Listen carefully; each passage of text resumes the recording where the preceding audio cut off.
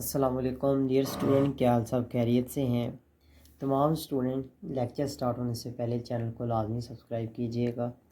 आज है हमारा lecture number 13, characterization of the invertible matrix. Invertible matrix हमने कैसे सोल्व करना है, आज हम ये स्टडी करेंगे। इन्वर्टिबल मैट्रिक्स का क्या मतलब है? Inverse of matrix of a given matrix is inverse. Invertible mean inverse find out हमने कैसे करना है। सबसे पहले हमारे पास एक थ्योरम है, solving linear system of a matrix inversion. अब हमने सबसे पहले देखना है सोल्व करना है किसको? Linear system. लीनियर का मतलब है ऐसा सिस्टम ऑफ इक्वेशन जिसकी वेरिएबल की higher degree is equal to 1 हो। सिस्टम किसको कहते हैं? X plus y is equal to 0, ये एक इक्वेशन है। 2x plus y is equal to 1, ये दो इक्वेशन हो या तीन हो या चार हो, एक से ज़्यादा हो, इसको हम कहते हैं system of a given matrix inversion. इसको हमने मैट्रिक्स में चेंज करना है, मैट्रिक्स फॉर्म में। तो इसको सोल्व करने के हमने इन्वर्स फाइंड आउट करना है, जिसको हम कहते हैं system of a inversion. X की वैल्यू फाइंड आउट करते हैं, वेरिएबल्स की वैल्यू फाइंड आउट करते हैं, एक्स एंड वाई की। ये वाला हम मेथड हमारे पास। तो ये मेथड हमारे पास कैसे? इधर हम लिखेंगे कांस्टेंट का कोफिशिएंट्स, कांस्टेंट का मैट्रिक्स, फिर एक्स एंड वाई, फिर हमारे पास इधर है matrix of right hand side. अब ये एक्स वाई हमारे पास इधर रहेगा लेफ्ट हैंड साइड पर, ये इधर जाके इन्वर्स हो जाएगा, हमारे पास ए इन्वर्स आ जाएगा। तो हमारे पास ये वाला मैट्रिक्स इधर आ जाएगा। ऐसे हम एक्स और वाई की वैल्यू फाइंड आउट कर लेते हैं। नेक्स्ट है uniqueness. For uniqueness we assume that there is an other solution u, indeed it is a solution of equation 1, it must be a u is equal to a inverse b. It means that x is equal to a inverse b is equal to u. It shows that x is equal to u. अब हमारे पास एक और theorem है, A and B be the square matrix. हमारे पास एक square matrix है। स्केयर मैट्रिक्स ऐसा मैट्रिक्स जिसका ऑर्डर n क्रॉस n हो, अगर 2x2 हो या 3x3 हो या 4x4 हो, A B is equal to identity होगा। तो हम कहेंगे इनमें से एक तो एक दूसरे के इन्वर्स हैं। A and B are invertible with B is equal to A inverse या A is equal to B inverse, ये एक दोनों के इन्वर्स हैं। तो ये आइडेंटिटी मैट्रिक्स आता है। जैसे ये हमारे पास अगर ए 2 है तो रियल नंबर में 1/2 होगा, तब ही आइडेंटिटी आएगी, मल्टीप्लिकेटिव आइडेंटिटी। अब हमने सोल्व करके देखना है कि हम कैसे सोल्व कर सकते हैं। ये हमारे पास system of linear given equations है, एक से ज़्यादा इक्वेशन है। इधर हमारे पास अननोन वैल्यूज़ कौन सी हैं? x1 x2 and x3। x1 के कोफिशिएंट को हम ए मैट्रिक्स की फर्स्ट कॉलम में लिखेंगे, x2 को थर्ड कॉलम में और x3 को फोर्थ कॉलम में। x2 की थर्ड लाइन में हमारे पास जीरो वैल्यू है, तो हम इधर जीरो लिखेंगे। इनके कॉन्स्टेंट को, वेरिएबल का हम अलहदा मैट्रिक्स लिखेंगे, write in the matrix form A x is equal to B, जो कि हम नेक्स्ट पेज पे देखेंगे। हमने वेरिएबल के कांस्टेंट का मैट्रिक्स ये लिख लिया, हमारे पास ये है वेरिएबल्स का मैट्रिक्स। और राइट हैंड साइड पर इक्वेशंस के हमारे पास नॉन वेरिएबल वाला ये हमारे पास आ गया। अब हमने क्या करना है, हमारे पास इसका लेना है ऑगमेंटेड मैट्रिक्स, या हमने फिर लेना है मैट्रिक्स ऑफ अ कांस्टेंट ए। सबसे पहले ए का आपने इन्वर्स लेना है। कैसे इन्वर्स लेना है? आप इधर देखो, हमारे पास लिखा क्या है, ये हमारे पास गिवन है, इक्वेशन है, ए है, एक्स है और इज इक्वल साइन पर हमारे पास है ये बी, ये वाला मैट्रिक्स। अब हमारे पास एक्स की वैल्यू क्या है? एक्स इज इक्वल टू हम कहेंगे ए, राइट हैंड साइड पर जाके इन्वर्स हो गया, inverse and B, A inverse is equal to B. ये हमारे पास है रिजल्ट एक्स की वैल्यू का। ये फाइंड आउट करने के लिए हमने ए इन्वर्स फाइंड आउट करना है। ए इन्वर्स हम कैसे फाइंड आउट कर सकते हैं? Inversion logarithm. इन्वर्जन लोगारिथम हमारे पास क्या है? ए और आइडेंटिटी मैट्रिक्स लिखेंगे हम सेम मैट्रिक्स का। इसको हमने रो रिड्यूस टू मुख्तलिफ रो ऑपरेशन फाइंड आउट करने हैं। तो आई को इधर ले आना है और ए को इधर ले आ जाना। जो ए इधर आएगा इसको हम किया ए इन्वर्स है। ये वाला मैट्रिक्स हमारे पास ए इन्वर्स है, इसको बी से मल्टीप्लाई करना है तो हमारा रिजल्ट आ जाएगा कौन सा? Value of x. इधर हमने लिखा ए के मैट्रिक्स और आइडेंटिटी मैट्रिक्स। तो ए के हमने मुख्तलिफ ऑपरेशंस हैं, मैं इधर ही एक मैट्रिक्स में रिपीट करता हूँ, बाकी आप तमाम स्टूडेंट ने खुद ही करना है। सबसे पहले हमने करना क्या है, इधर हमने इस प्लेस पर 1 बनाना है और इन दोनों को 0 बनाना है। फिर इधर 1 बनाना है, ये ऑलरेडी 1 है, इन दोनों को 0 बनाना है। फिर इधर 1 है, इन दोनों को 0 बनाना है। तब ही जाकर हमारा इधर अब कौन सा आएगा एलिमेंट? आइडेंटिटी आ जाएगा। और जो इधर हमारे पास बच जाएगा उसको हम क्या कहेंगे? इन्वर्स ऑफ ए। तो हमने क्या फाइंड आउट किया मुख्तलिफ रो ऑपरेशंस के ज़रिए? ये वाला हमारा है ए इन्वर्स, इसको मल्टीप्लाई करना किससे? बी से। हम इधर लिखेंगे A inverse multiply by B is equal to X है। ये हमारे पास एक्स की वैल्यू, हमारे पास x1 ये आ गया, x2 की वैल्यू ये आ गई और x3 की वैल्यू ये आ गई हमारे पास, हमने ये फाइंड कर लिया है रिजल्ट। नेक्स्ट सेम इसी मेथड से बाय द इन्वर्जन मेथड, ये हमारे पास 3 गिवन इक्वेशन है, right into the matrix form. इसके बाद हम इन्वर्जन लॉगरिथम लेंगे। सबसे पहले हमें डिटर्मिनेंट फाइंड करने के डिटर्मिनेंट फाइंड करना है ताकि ये 0 के इक्वल ना हो। ये मैट्रिक्स फॉर्म में लिखा हमने, फिर इधर 1 बना लिया, फिर इधर 1, फिर इधर 1, बाकी तमाम इतनी एंट्रीज को 0 बनाया ताकि ये आइडेंटिटी मैट्रिक्स बन पाए। जो इधर आएगा हमारा ये कौन सा मैट्रिक्स होगा, inverse of a matrix A. In this way हमने मुख्तलिफ रो ऑपरेशन किए तो हमारे पास ये रिजल्ट आ गए। इसको हमने इस गिवन इक्वेशन में पुट किया, वैल्यू ऑफ अ बी। इसको अब मल्टीप्लाई करना है। मल्टीप्लिकेशन कैसे करनी है, हमने फर्स्ट रो को फर्स्ट कॉलम के साथ मल्टीप्लाई करना है।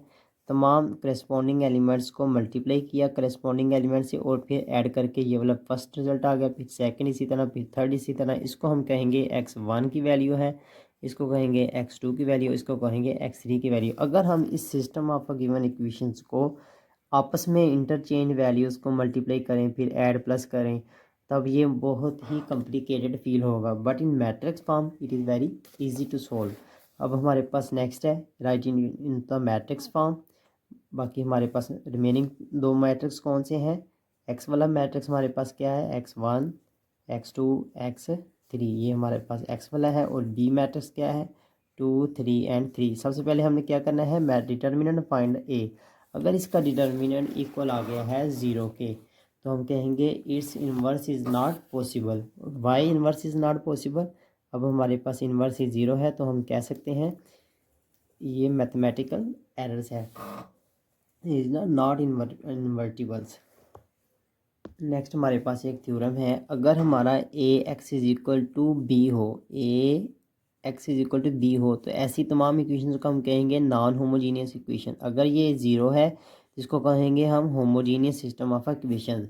तो हमें अब दिया क्या है, एक होमोजीनियस सिस्टम ऑफ इक्वेशंस। इसके हमने कांस्टेंट का मैट्रिक्स लिखा, ए मैट्रिक्स है। सबसे पहले इसका मैट्रिक्स का हमने डिटर्मिनेंट फाइंड किया जो कि 0 के इक्वल नहीं हुआ, तो हम कह देंगे yes it has a solutions, trivial solution, only one trivial solutions.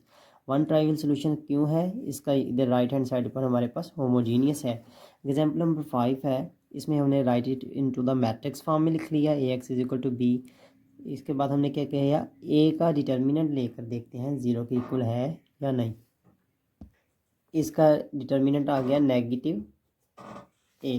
अब आपने 3/3 का डिटर्मिनेंट कैसे लेना है मैट्रिक्स का, तो इसकी वीडियो एक डिस्क्रिप्शन में अपलोड कर दी गई है जो कि आप वॉच कर सकते हैं। अब इस पर मुख्तलिफ ऑगमेंटेड इन्वर्जन लॉगरिथम हमने अप्लाई किया। What is an inversion logarithm, inversion logarithm हमारे पास है, ये मैट्रिक्स ए है और ये identity of a same order, ये मैट्रिक्स है। इसका आपने एक मैट्रिक्स बना लेना है इसके एलिमेंट्स का। इसके बाद आपने क्या करना है, इसके बाद आपने इसको मुख्तलिफ रो ऑपरेशंस करने हैं। इसके बाद आपने आइडेंटिटी बना लेना है स्टार्ट पर आप सेम आर्डर, एंड जो इधर बचेगा हमारे पास उसको हम क्या कहेंगे, इन्वर्स है। इसको आपने बी से मल्टीप्लाई करना है तो हमारा रिजल्ट आ जाएगा मल्टीप्लाई विद द बी, तो रिजल्ट आ गया ये वाला। इसको कहेंगे हम x1 की वैल्यू, इसको हम कहेंगे x2 की वैल्यू, इसको कहेंगे हम x3 की वैल्यू। y हम से कहेंगे, ये x का क्या मतलब है, x1 x2 x3। By the definition of equal matrix corresponding entries are equal. अब हमारे पास है थ्योरम है invertible matrix theorem. Let A be a scale and cross and matrix then the following statement are equivalent.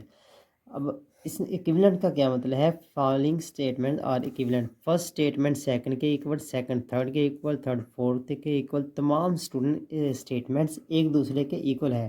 तो इसका मतलब हमने कोई एक स्टेटमेंट प्रूव करनी है, बाकी तमाम स्टेटमेंट ऑटोमेटिकली प्रूव हो जाएंगी। इसमें क्या है, ए इज़ एन इन्वर्टिबल मैट्रिक्स।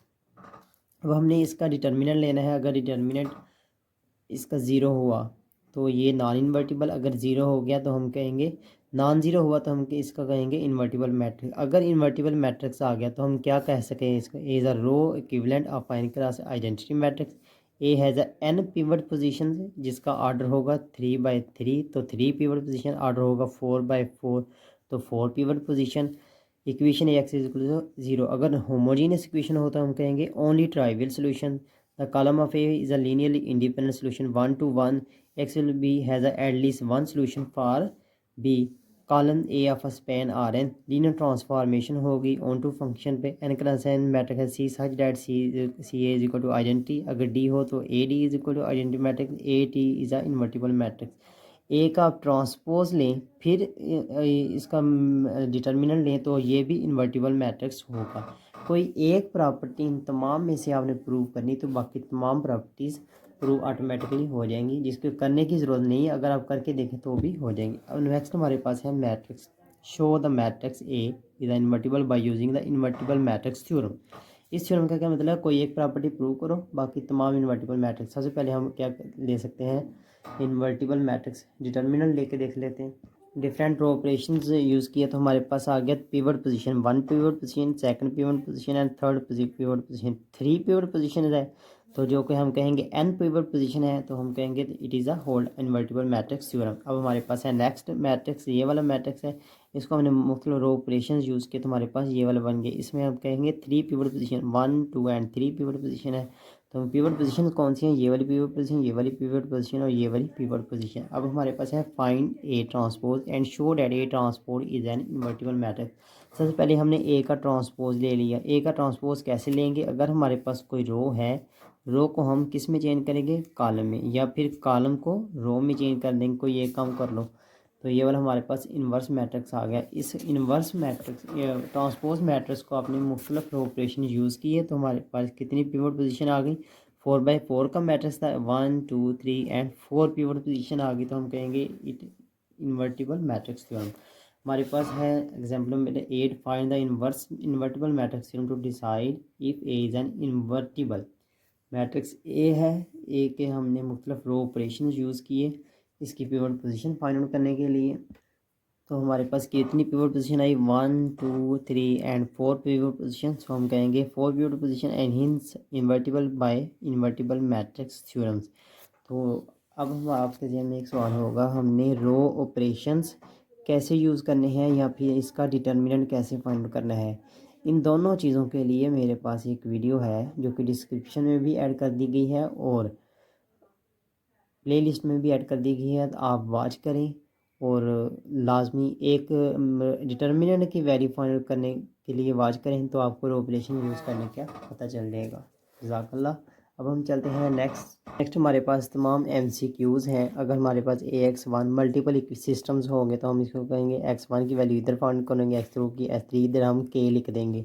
तो हमारे पास ये इक्वेशन है, find matrix from a linear transformation, linear transform करके हमने मैट्रिक्स फाइंड करना है। हमारे पास रिजल्ट है let L be a linear transformation from R two T two polynomial of order two. R two का मतलब क्या है, रियल नंबर, दो रियल नंबर होंगे हमारे पास, रियल टू नंबर हो गए हमारे पास तो इसको हम कहेंगे R2। अगर R3 हो तो रियल 3 नंबर, इधर 2 है, x एंड y तो ये हमारे R2 है। इसको हमने किया find the matrix representative with respect to the standard basis. हमने मैट्रिक्स फाइंड किया, अगर हमारे पास 1 0 0 1 कर लिए, find the basis of R2 का मतलब है कोई भी दो नंबर ले सकते हैं, हमने 0 एंड 1 ले लिया, इनको इंटरचेंज कर दिया, ये वाली चीज़ बन गई। अब हमने ट्रांसफॉर्म में लिया, फर्स्ट R2 को लेकर हमने डी के लिए ये वाली चीज़ कर दी, हमने R3 में चेंज कर दिया पोलिनोमियल ऑफ R2। इसको हमने क्या किसी फॉर्म में लिखा, मैट्रिक्स फॉर्म में, मैट्रिक्स ए में लिख दिया, जो कि हमारी एग्जांपल सॉल्व हो चुकी है। नेक्स्ट है हमारे पास एग्जांपल एक 10 है, वो भी इसी तरह सॉल्व की गई है। हमने ट्रांसफॉर्मेशन करनी है R2 को R2 पर, दो ही हमारे पास रियल नंबर है, दो ही पर हमने चेंज करना है। हमारे पास फर्स्ट का कांस्टेंट कितना है, x है 1, इधर x के कोफिशिएंट 1 है, इधर हमने 1 लिख दिया। y का कोफिशिएंट स्टार्ट पे 0 है तो हमने इधर 0 लिख दिया। फिर x का कोफिशिएंट हमारे पास 2 है और y का कोफिशिएंट कितना है, 1 है, तो इसको हमने मैट्रिक्स फॉर्म में लिख दिया।